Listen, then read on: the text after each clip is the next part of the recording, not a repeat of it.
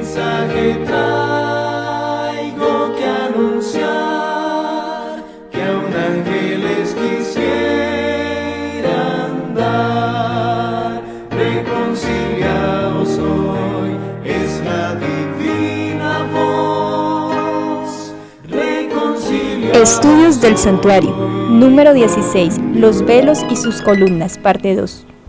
Bajo el nuevo pacto, las condiciones mediante las cuales se puede obtener la vida eterna son las mismas que en el pacto antiguo, a saber, una obediencia perfecta. En el nuevo y mejor pacto, Cristo ha cumplido la ley y en favor de los transgresores de ella. Si lo reciben por fe como Salvador personal, en el pacto mejor somos purificados de pecado por la sangre de Cristo. Ayer estudiábamos lo que era el antiguo pacto y cómo este era representado por aquel primer velo de la entrada al lugar santo. Hoy vamos a estudiar lo que es el segundo velo y cómo este representa aquel nuevo pacto y un pacto mejor por la cual somos purificados y santificados. Vamos a mirar qué nos dice la palabra del Señor con respecto a este segundo velo. Antes de ello, quiero que meditemos en 2 Corintios capítulo 3, versículos 6 al 18, y nos dice la palabra: el cual asimismo nos hizo ministros competentes de un nuevo pacto, no de la letra, sino del Espíritu, porque la letra mata, mas el Espíritu vivifica. Y si el ministerio de muerte, grabado con letras en piedras, fue con gloria, tanto que los hijos de Israel no pudieron fijar la vista en el rostro de Moisés a causa de la gloria de su rostro, la cual había de perecer, ¿cómo no será más bien con gloria el ministerio del Espíritu? Acordémonos que en estudios anteriores ya habíamos tocado de que el Salvador había entrado al lugar santo a iniciar el ministerio ¿de qué? Del Espíritu, que era el ministerio de la dádiva que Él nos va a entregar a nosotros como hijos suyos para capacitarnos para poder obedecer esa ley que su pueblo no pudo obedecer, ¿cierto? Dice, porque si el ministerio de condenación fue con gloria, mucho más abundará en gloria el ministerio de la justificación, porque aún lo que fue glorioso no es glorioso en este respecto en comparación con la gloria más eminente. Ayer mirábamos cómo de una manera majestuosa y gloriosa se les entregó la ley al pueblo de Israel. Sin embargo, dice que aún lo que fue glorioso no es glorioso en este respecto en comparación con la gloria más eminente. Es decir, que este segundo pacto iba a ser muchísimo más glorioso, ¿cierto? Porque era la ley manifestada en carne. Dice, porque si lo que perece tuvo gloria, mucho más glorioso será lo que permanece. Así que, teniendo tal esperanza, hermanos y hermanas, usamos de mucha franqueza, y no como Moisés, que ponía un velo sobre su rostro, para que los hijos de Israel no fijaran la vista en el fin de aquello que había de ser abolido. Pero el entendimiento de ellos se embotó, porque hasta el día de hoy, cuando leen el antiguo pacto, les queda el mismo velo no descubierto, el cual por Cristo es quitado. Mire que el propósito de Cristo es que quitar ese velo que Moisés tenía que poner para que el pueblo de Israel no viera su gloria, pero dice que este velo por Cristo es quitado para que nosotros podamos entender lo que es el antiguo pacto, dándole su verdadero sentido, su verdadero valor y su verdadera posición. Dice, les queda el mismo velo no descubierto, por el cual por el Cristo es quitado. Dice, y aún hasta el día de hoy, cuando se lea Moisés, el velo está aún puesto sobre el corazón de ellos, pero cuando se conviertan al Señor, el velo se le quitará, hermanos.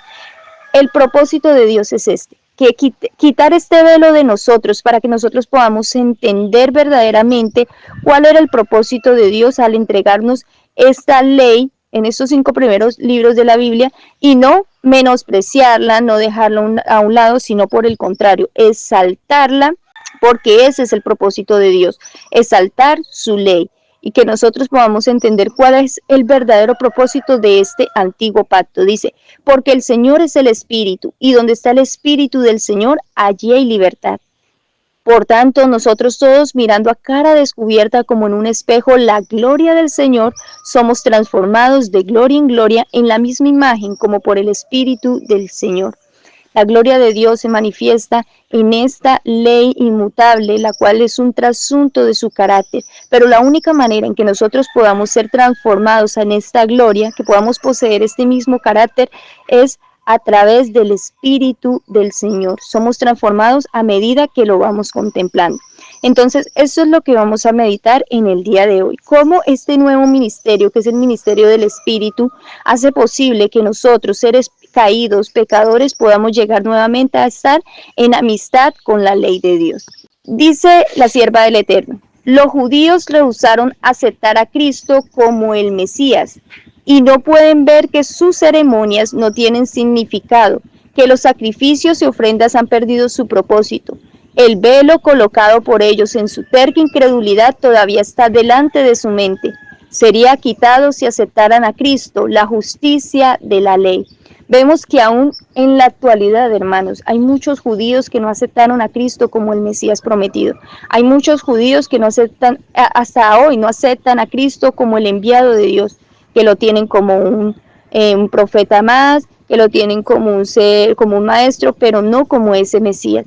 Y como ellos rehusaron aceptar a Cristo como ese Mesías, dicen que no pueden ver que sus ceremonias ya no tienen ningún significado, y eso lo vamos a ver ahorita más adelante, que ya por más de que quieran sacrificar animales, eso no tiene ningún valor delante del Padre Celestial.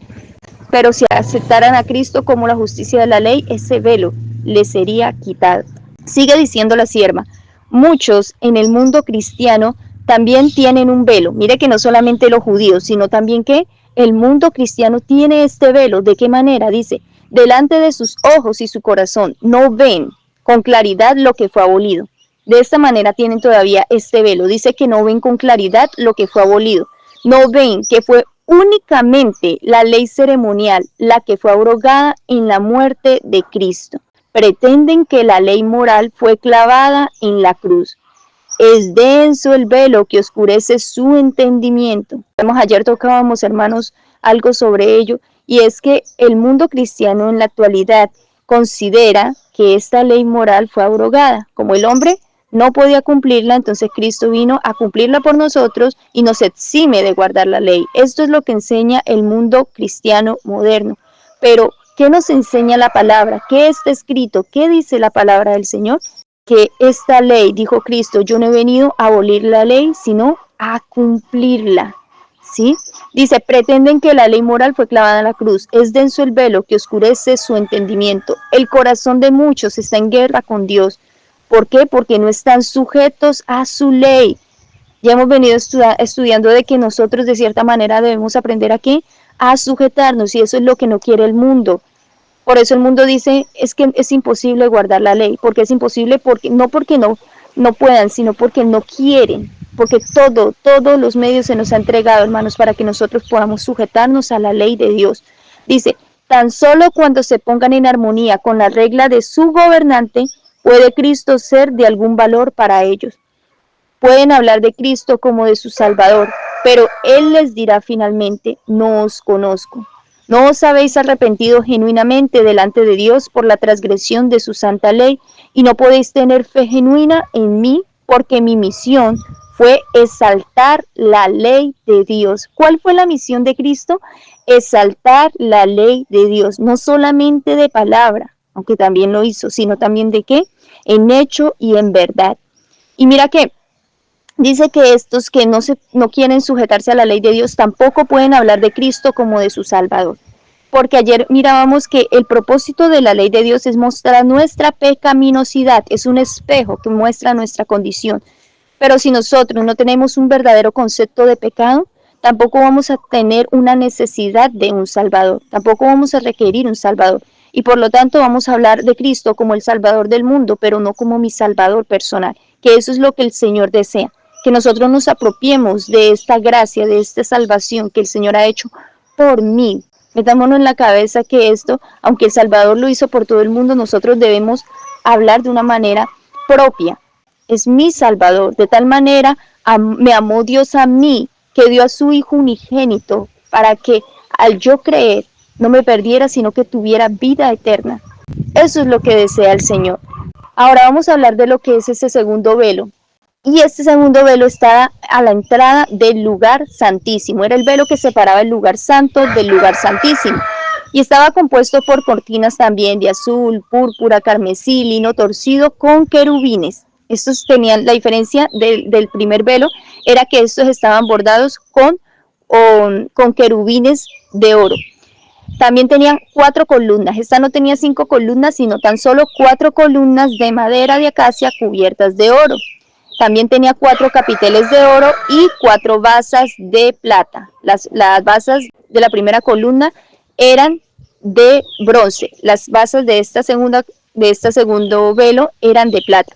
Ahora, ya la vez pasada mirábamos que el velo era una cortina o tela que cubría algo, y lo enfatizábamos en el velo que había cargado Moisés en ese antiguo pacto para que el pueblo de Israel no pudiese o no viese la gloria de Dios por la cual no podían ellos resistir. Pero ahorita vamos a ver que en el nuevo pacto este velo representa la divinidad de Cristo cubierto con la humanidad, y esto nos lo confirma el libro de Hebreos capítulo 10 versículos 19 al 21. Dice la palabra del Señor: así que, hermanos, teniendo libertad para entrar en el lugar santísimo por la sangre de Jesucristo, por el camino nuevo y vivo que Él nos abrió a través del velo, esto es que de su carne, y teniendo un gran sacerdote sobre la casa de Dios. Es decir, que Cristo, por medio de su humanidad que hizo, nos abrió un camino nuevo y vivo a través del velo que es su sangre. ¿Y de qué manera? Vamos a mirar de qué manera nos abrió este camino, hermanos. Dice la sierva del Eterno: Moisés fue un símbolo de Cristo. Como intercesor de Israel, veló su rostro porque el pueblo no soportaba la visión de su gloria. Esto fue lo que estudiamos ayer. Asimismo, Cristo, el divino mediador, veló su divinidad con la humanidad cuando vino a la tierra. Si hubiera venido revestido del resplandor del cielo, no habría hallado acceso a los corazones de los hombres debido al estado pecaminoso de estos. No habría podido soportar la gloria de su presencia. Por lo tanto, se humilló a sí mismo, tomando la semejanza de carne de pecado para poder alcanzar y elevar a la raza caída. ¡Qué maravilloso amor! Dice que se humilló a sí mismo. ¿Cuánto nos cuesta a nosotros humillarnos? Pero el Hijo de Dios, el Creador del universo, lo hizo para poder ¿qué? Alcanzar y elevar a la raza caída. Cubrió, veló su divinidad con el cuerpo de la humanidad, de esta carne de pecado, porque nosotros no podíamos soportar la gloria. Si Cristo hubiese venido en gloria, la humanidad no hubiese podido soportar el resplandor de esta gloria. Y por eso fue necesario que, así como Moisés colocaba un velo sobre su rostro, así Cristo velara su divinidad con la humanidad. Vamos a ver lo que es la entrada al lugar santísimo. En Mateo 27, 50 al 51, la palabra de Dios nos cuenta un episodio que sucedió al momento en que Cristo murió. Dice: mas Jesús, habiendo otra vez clamado a gran voz, entregó el espíritu, y he aquí, mira lo que sucedió, el velo del templo se rasgó en dos, de arriba hacia abajo. Dice la sierva del Eterno que este velo era súper altísimo, y el hecho de que se hubiese rajado de arriba hacia abajo era una muestra de que no había sido por mano humana, sino que una mano divina había rasgado este imponente velo. Dice: y la tierra tembló y las rocas se partieron. Recordemos que Cristo abrió un camino vivo y nuevo para que podamos tener acceso a ¿qué? Al lugar santísimo. Dice la sierva: en el momento mismo de la muerte de Cristo, algunos sacerdotes estaban oficiando en el templo de Jerusalén, sintieron la sacudida, y en el acto el velo del templo que separaba el lugar santo del lugar santísimo fue rasgado de arriba a abajo por aquella mano misteriosa que escribiera la sentencia sobre las paredes del palacio de Belsasar. El lugar santísimo del santuario terrenal ya no era sagrado. ¿Qué quería decir esto, hermanos?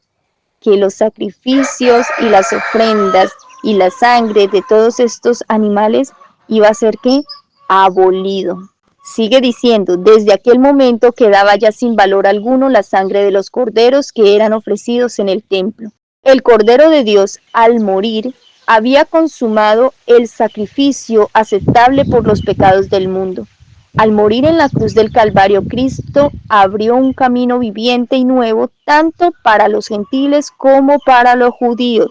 Recordemos que aunque la salvación siempre ha estado dispuesta para todo el mundo, Esto se le entregó de una manera especial a quienes, a los judíos, al pueblo israelita, pero como ellos no cumplieron con este propósito, dice que Cristo abrió un camino viviente nuevo tanto para los gentiles como para los judíos. Dice, los ángeles se regocijaron cuando el Salvador clamó, cumplido está. Comprendieron que el grandioso plan de la redención sería un hecho y que mediante una vida de obediencia los hijos de Adán podrían elevarse finalmente hasta la presencia de Dios. Satanás quedó derrotado y supo que había perdido su imperio. En este momento, hermanos, fue cuando Cristo nos abrió el velo a través de su carne, a través de su sacrificio, nos garantizó que nosotros podíamos estar delante de la presencia de nuestro Padre Celestial.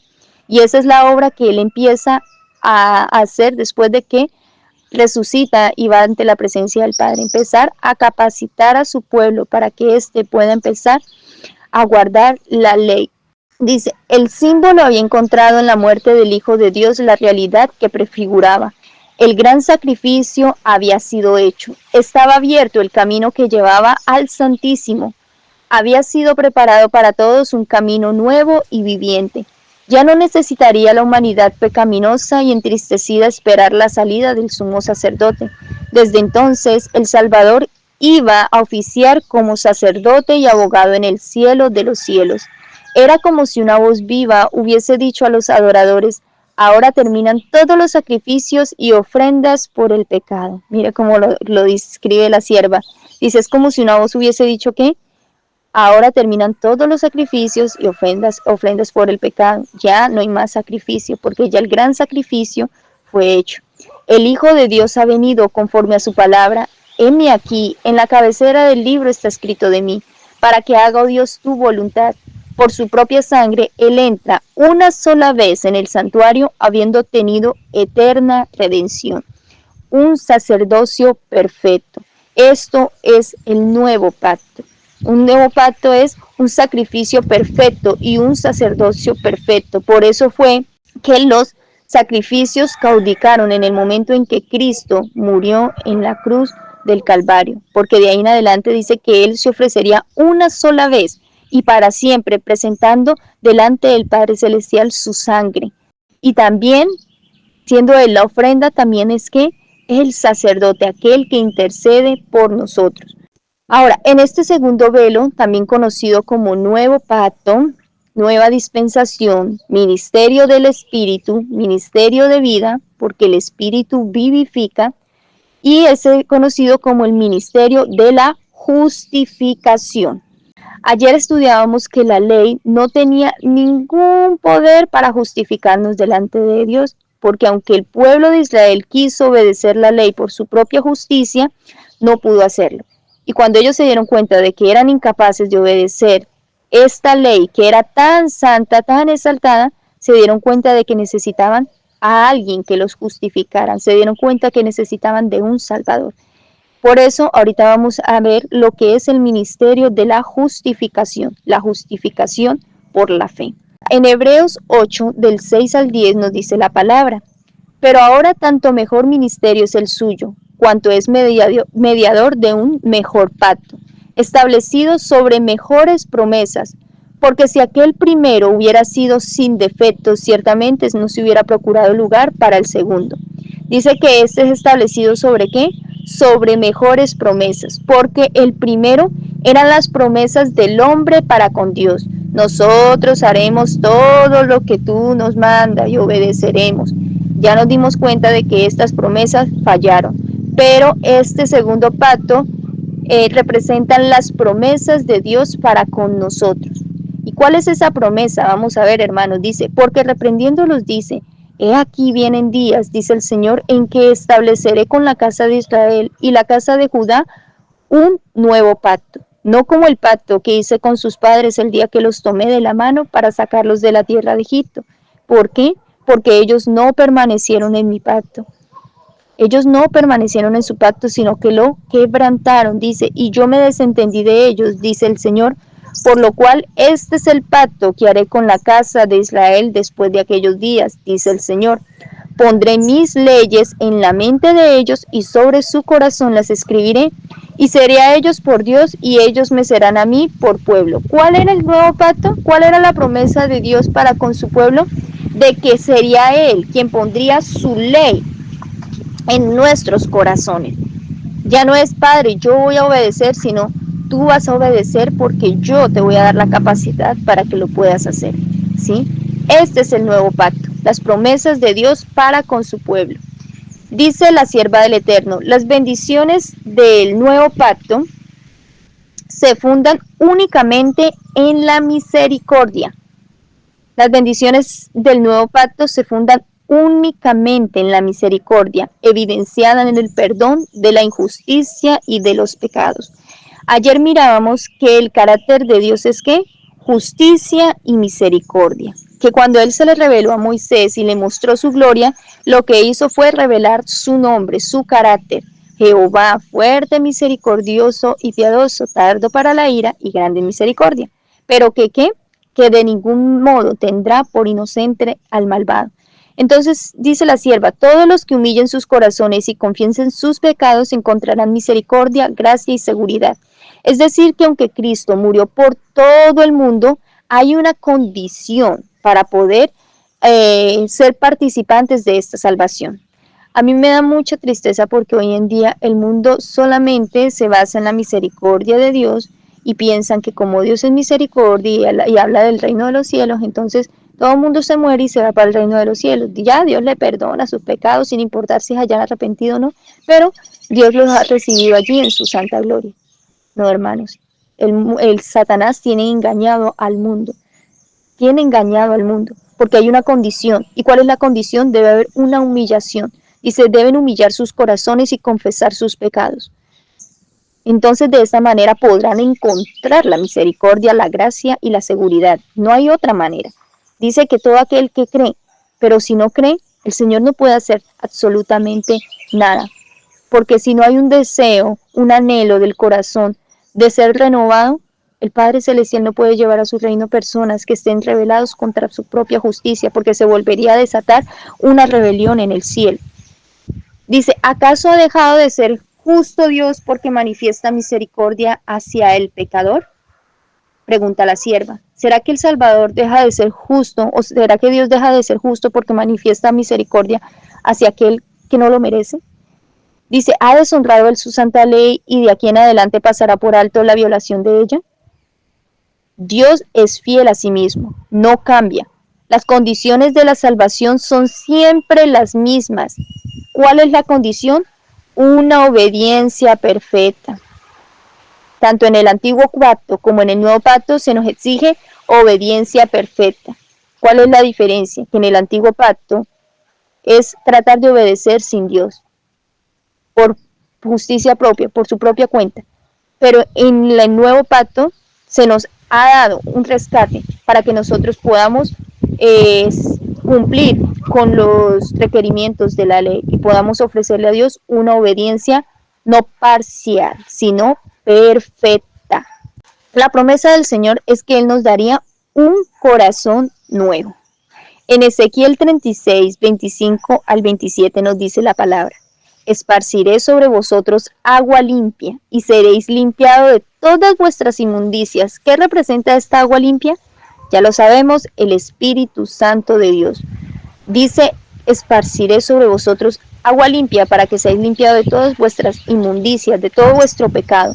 Y de todos vuestros ídolos os limpiaré, os daré un corazón nuevo y pondré espíritu nuevo dentro de vosotros. ¿Qué necesitamos nosotros, hermanos? Un corazón nuevo. Y quitaré de vuestra carne el corazón de piedra.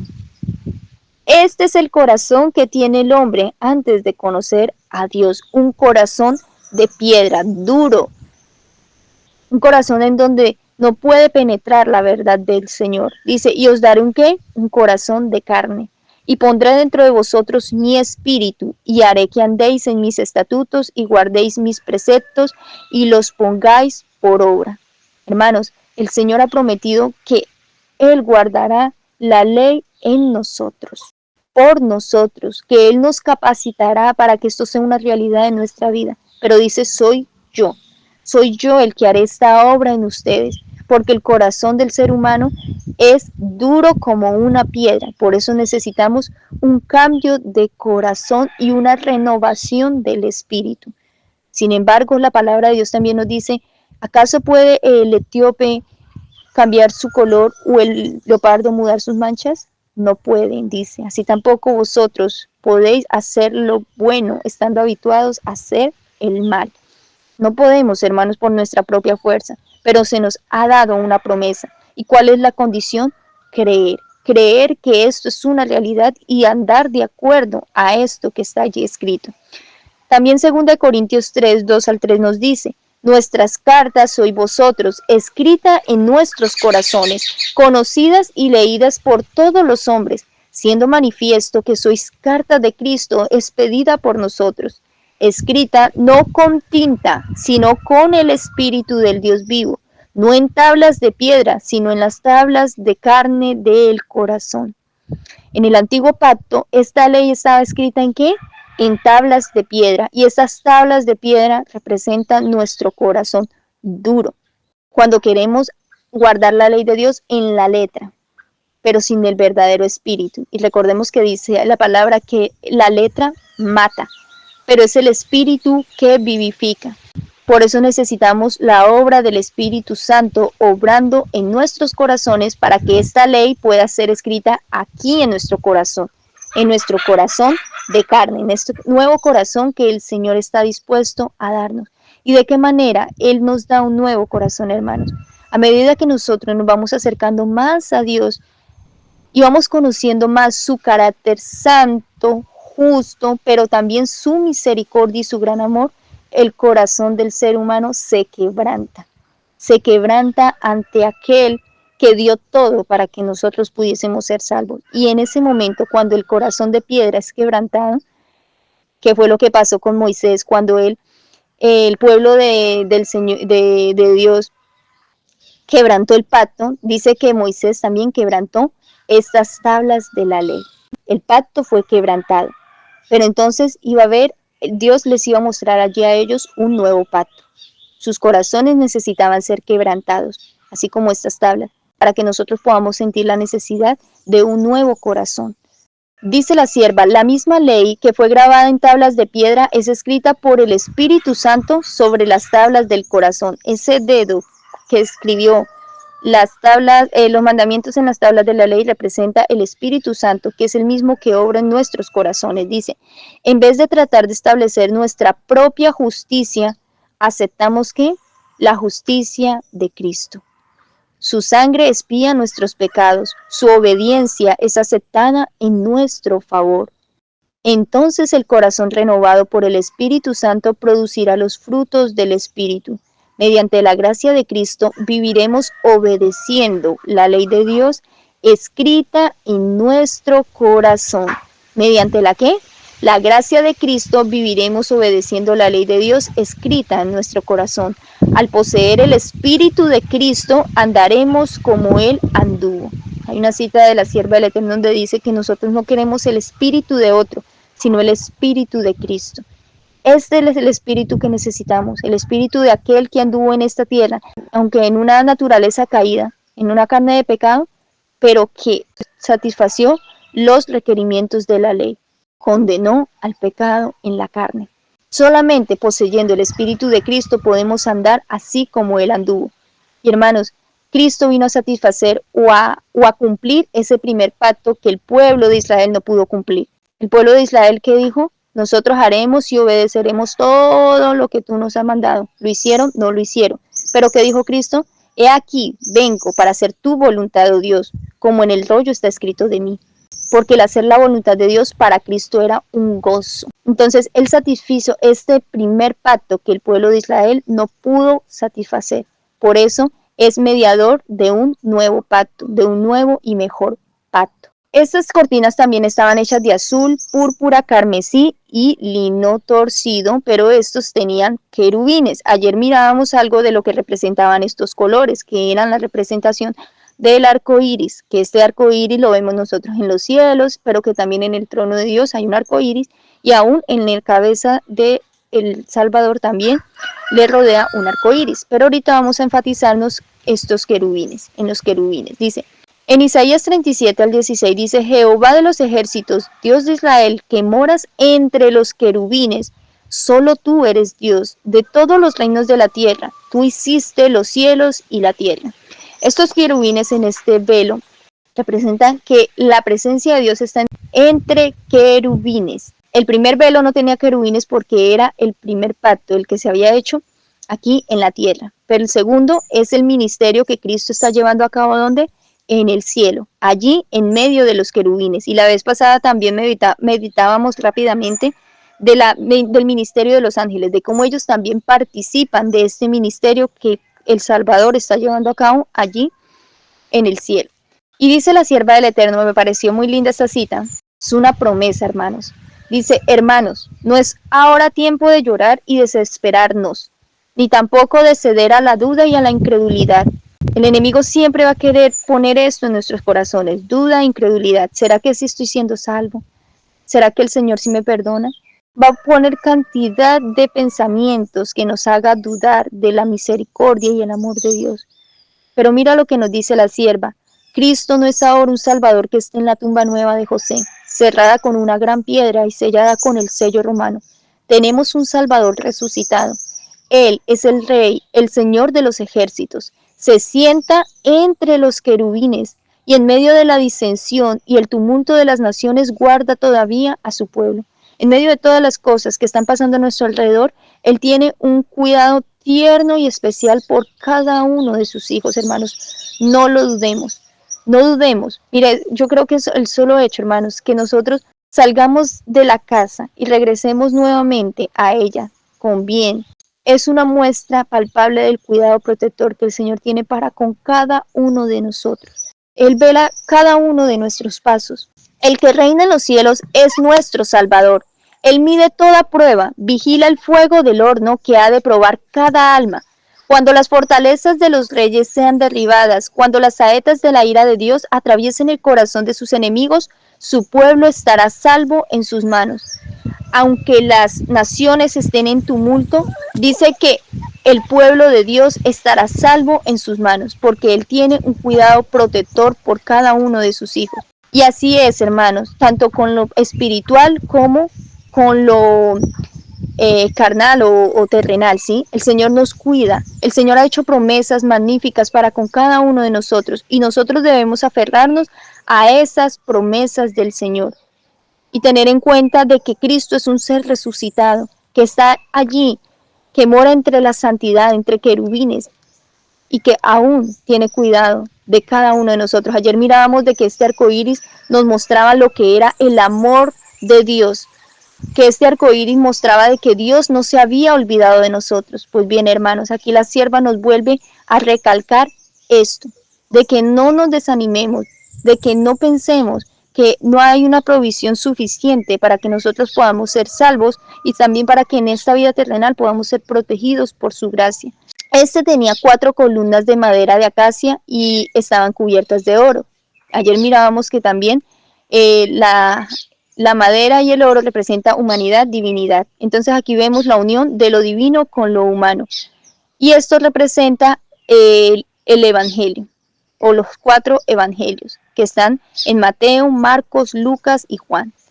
El Evangelio dice que del latín evangelium y del griego evangelium, que significa buena noticia. Eso significa evangelio, buena noticia, buenas nuevas. Es la narración de la vida y las palabras de Jesucristo, de la buena noticia, del cumplimiento de la promesa hecha por Dios. Mientras que el Pentateuco nos revelaba la promesa que se iba a cumplir en un futuro, el Evangelio nos revela el cumplimiento de esta promesa. Y vamos a mirar rápidamente cuál es el énfasis, porque sabemos que tanto Mateo, Marcos, Lucas y Juan nos revela eso, la vida de Cristo, el cumplimiento de la promesa, pero cada uno le da un enfoque especial. Y aquí vemos la unión de lo divino con lo humano.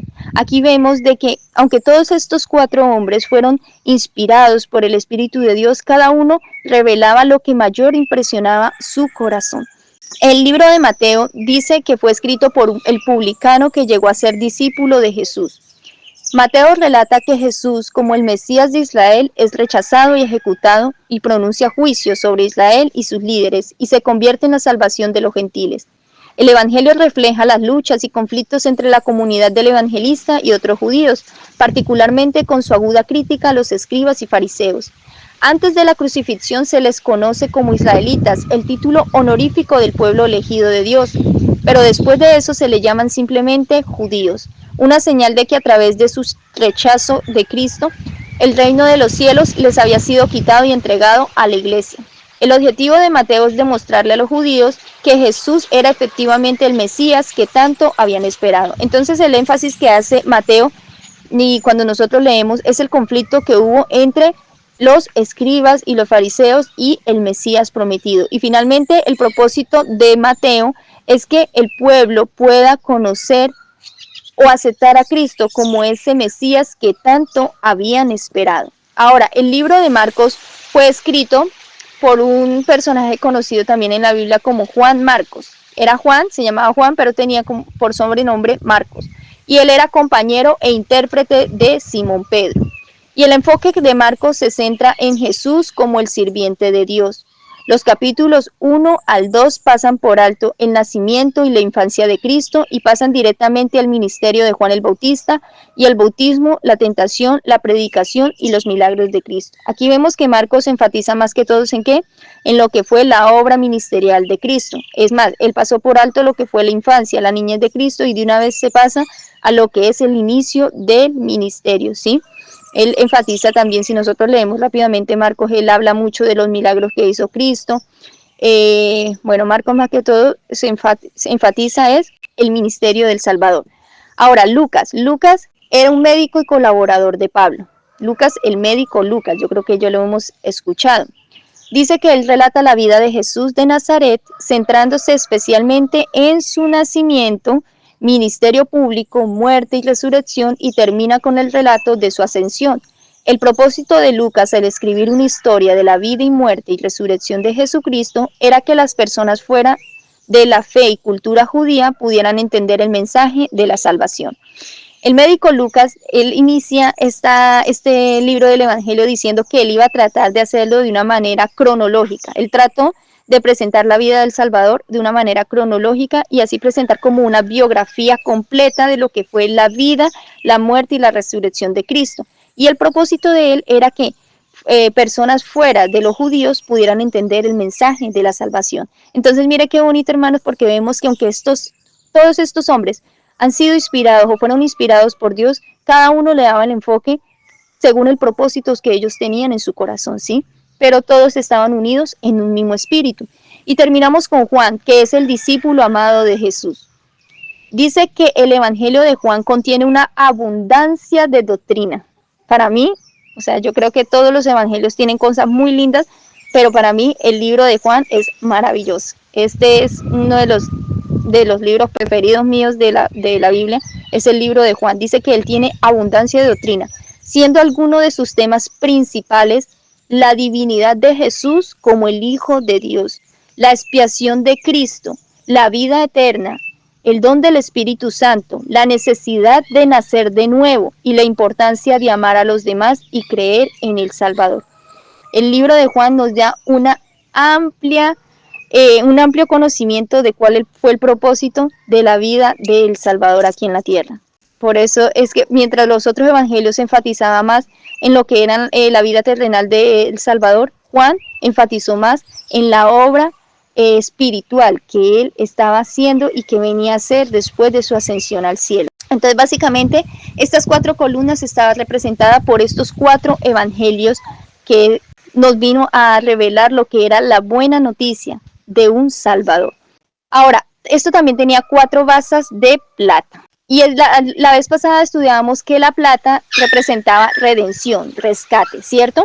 Entonces, dice primera de Pedro 1, 18 al 19, sabiendo que fuisteis rescatados de vuestra vana manera de vivir, la cual recibisteis de vuestros padres, no con cosas corruptibles como oro o plata, sino con ¿qué? Con la sangre preciosa de Cristo, como de un cordero sin mancha y sin contaminación. Al pueblo de Israel se le pidió la plata del santuario para poder rescatar a las personas, pero nosotros la vez pasada estudiábamos de que ni siquiera esto podía realmente rescatar el alma de un ser. Dice que solamente por medio de la sangre preciosa de Cristo es como podemos ser rescatados. Y en 1 de Timoteo capítulo 2 versículos 5 al 6 nos dice la palabra: porque hay un solo Dios y un solo mediador entre Dios y los hombres, Jesucristo hombre, el cual se dio a sí mismo en rescate por todos, de lo cual se dio testimonio a su debido tiempo.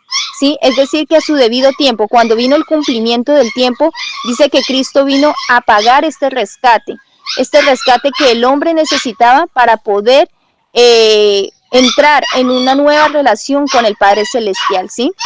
Dice la sierva del Eterno: pero el amor divino había concebido un plan mediante el cual el hombre podría ser redimido. La quebrantada ley de Dios exigía la vida del pecador. En todo el universo existía uno que podía satisfacer sus exigencias en lugar del hombre. Puesto que la ley divina es tan sagrada como el mismo Dios, solo uno igual a Dios podría expiar su transgresión. Ninguno sino Cristo podía salvar al hombre de la maldición de la ley y colocarlo otra vez en armonía con el cielo. Cristo cargaría con la culpa y la venganza del pecado, que era algo tan abominable a los ojos de Dios, que iba a separar al Padre y a su Hijo.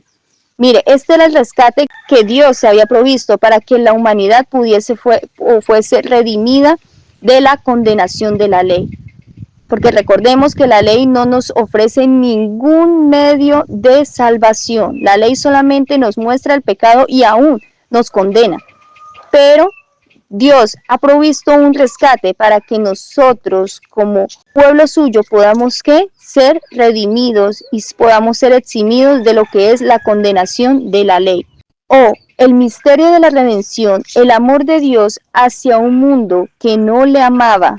Mire, tremendo eso, hermano. Ni siquiera Dios dio este rescate por alguien que lo amaba, sino por un mundo que no le amaba. ¿Quién puede comprender la profundidad de ese amor que excede a todo conocimiento? ¿Quién puede comprender la profundidad de ese amor que excede a todo conocimiento? Dios se iba a manifestar en Cristo, reconciliando el mundo así. El hombre se había envilecido tanto por el pecado que le era imposible por sí mismo ponerse en armonía con aquel cuya naturaleza es bondad y pureza. Pero después de haber redimido al mundo de la condenación de la ley, Cristo podría impartir poder divino al esfuerzo humano. Aquí vemos lo que fue el sacrificio de Cristo y la ascensión al reino de los cielos. Dice que lo primero que hizo fue redimir al mundo de la condenación de la ley. Esto es la justicia imputada, hermanos, que es nuestro derecho al cielo.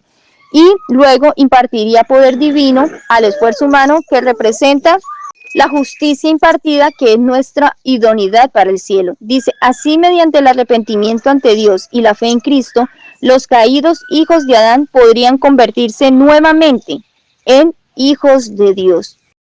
¿Podrían convertirse nuevamente en qué? En hijos de Dios.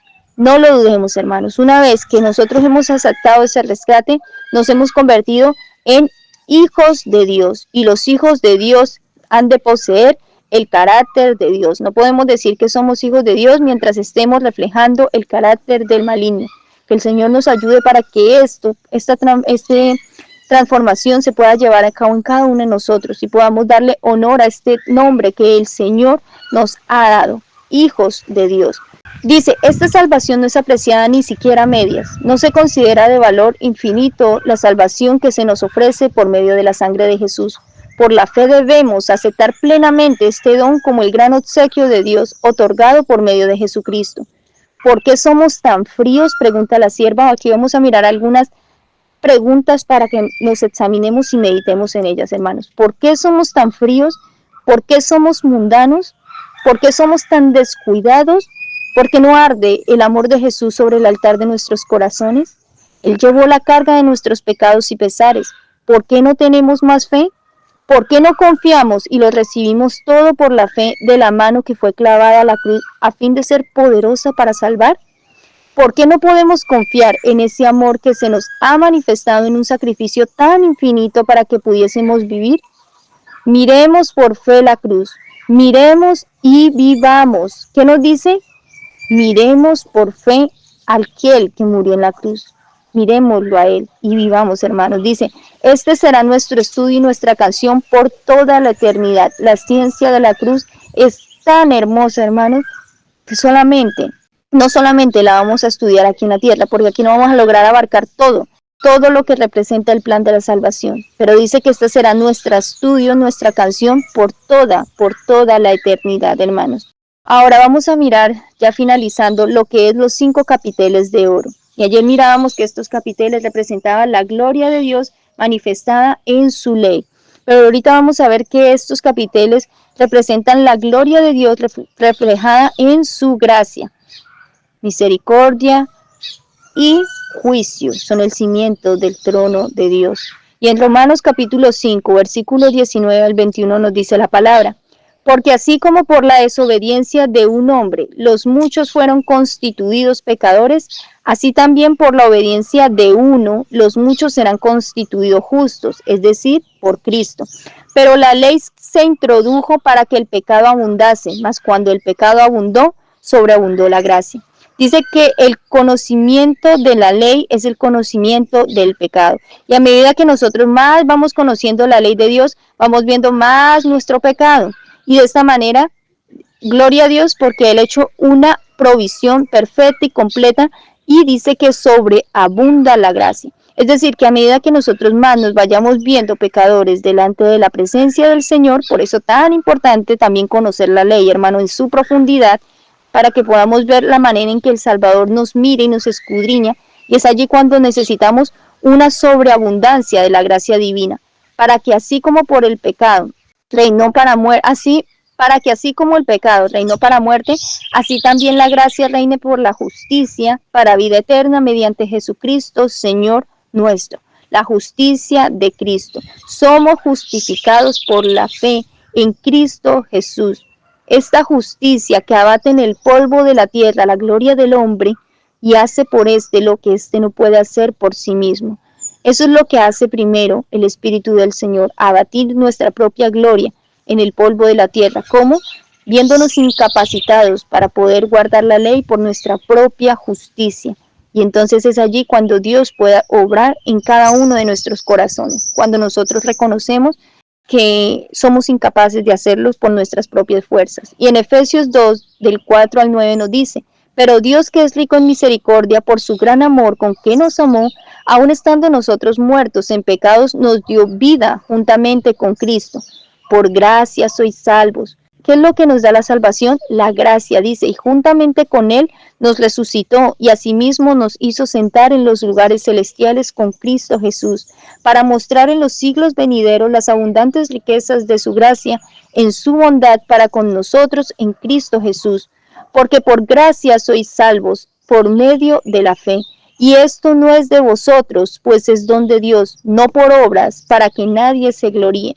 Mira, hermanos, que ni siquiera la fe es de nosotros. Dice que la fe también es don de Dios. La gracia de Dios es completa. Desde el principio hasta el final, la salvación es por gracia. Lo primero que necesitamos para esa salvación, ¿qué es? Fe. Y esa fe se nos da aún por parte del Creador. Ni siquiera es algo que nosotros podemos producir por nosotros mismos. Lo primero que se nos da es arrepentimiento. Eso es lo primero.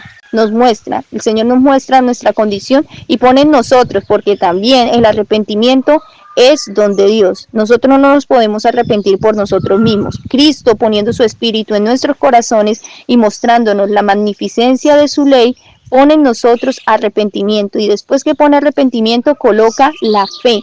Y después de la fe, ahí vamos escalando en esta escalera, en la escalera del cristiano. Y todas estas cosas son don o dádivas de Dios. Nada, absolutamente nada proviene de nosotros. ¿Para que qué? Para que nadie se gloríe, sino que la gloria sea dada a Dios.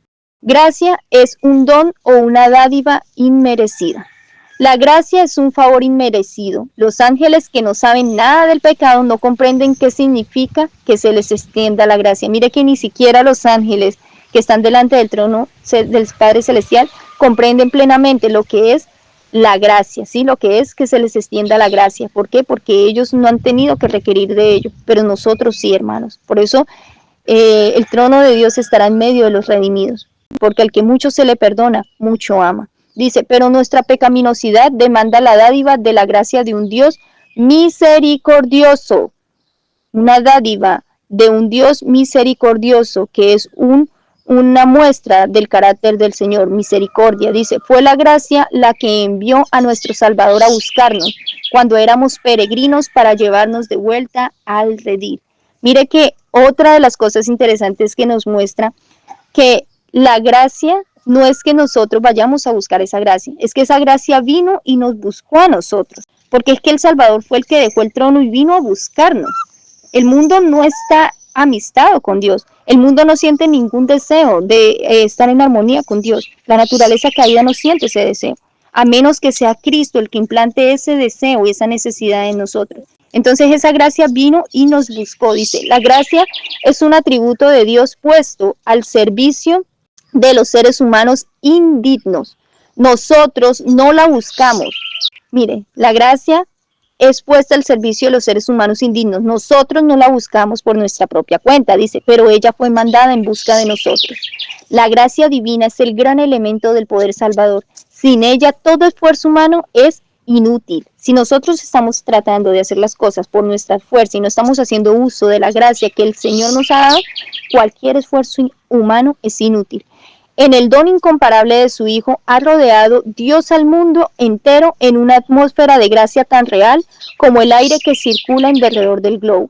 Todos los que quisieren respirar esta atmósfera vivificante vivirán y crecerán hasta la estatura de los hombres y de las mujeres en Cristo Jesús. El viento sopla de donde quiere y oímos su sonido, pero no sabemos ni de dónde viene ni a dónde va. Sin embargo, sabemos que allí está, ¿cierto?